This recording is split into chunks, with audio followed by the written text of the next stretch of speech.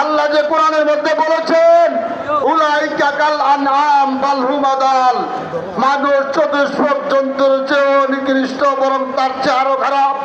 তার প্রমাণ মানুষ নামে কলঙ্ক সেই শেখ হাসিনা বলেন ঠিক না?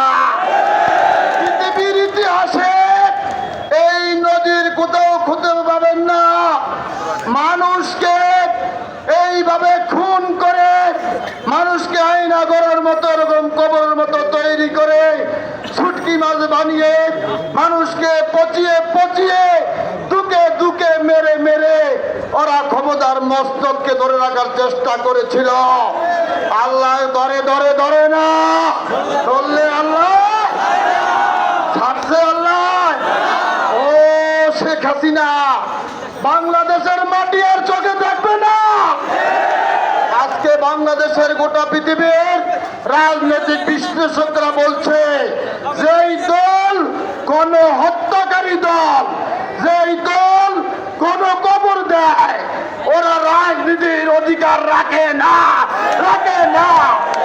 এই বাংলাদেশে আওয়ামী লীগ নামে এই দলটির চিহ্ন বর্ণ থাকবে না, নাম নিশানা থাকবে না। ভাইয়েরা আমার, আল্লাহ তাআলা আমাদেরকে নিয়ামত দান করেছে, আলহামদুলিল্লাহ বলেন।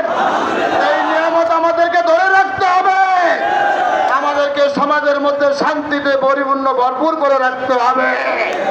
সংগ্রামী ভাইয়েরা আমার, আমরা এই চরপেশন মোহনপুরায় দীর্ঘ আজকে 2 যুগেরও বেশি ডাকসুর সাবেক এজিএস জাতীয় বীর 90-এর স্বৈরাচার বিরোধী আন্দোলনের মহানায়ক এবং এই সাভারে যিনি গুলিবিদ্ধ হয়ে যার পেটের মধ্যে এখনো যার বুলেট রয়েছে, সেই নাজিমুদ্দিন আলমের নেতৃত্বে আমরা চরপেশন মোহনপুরায় হাজার হাজার নয় লক্ষাধিক নেতা কর্মী ঐক্যবদ্ধ রয়েছি।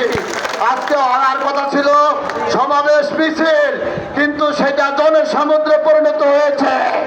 সংগ্রামী ভাইয়েরা আমার, বক্তব্যকে আর দীর্ঘায়িত করবে না। প্রত্যেক ইউনিয়ন থেকে নেতা কর্মীরা আপনারা আসছেন, আপনাদেরকে উপজেলা বিএনপির পক্ষ থেকে, নাজিমুদ্দিন আলম ভাইয়ের পক্ষ থেকে ধন্যবাদ জানিয়ে কৃতজ্ঞতা জানিয়ে বক্তব্য শেষ করছে। এ পর্যায়ে বক্তব্য রাখছেন শশীজন থানা বিএনপির সংগ্রামী সভাপতি জনাব এ বি সিদ্দিক মিয়া।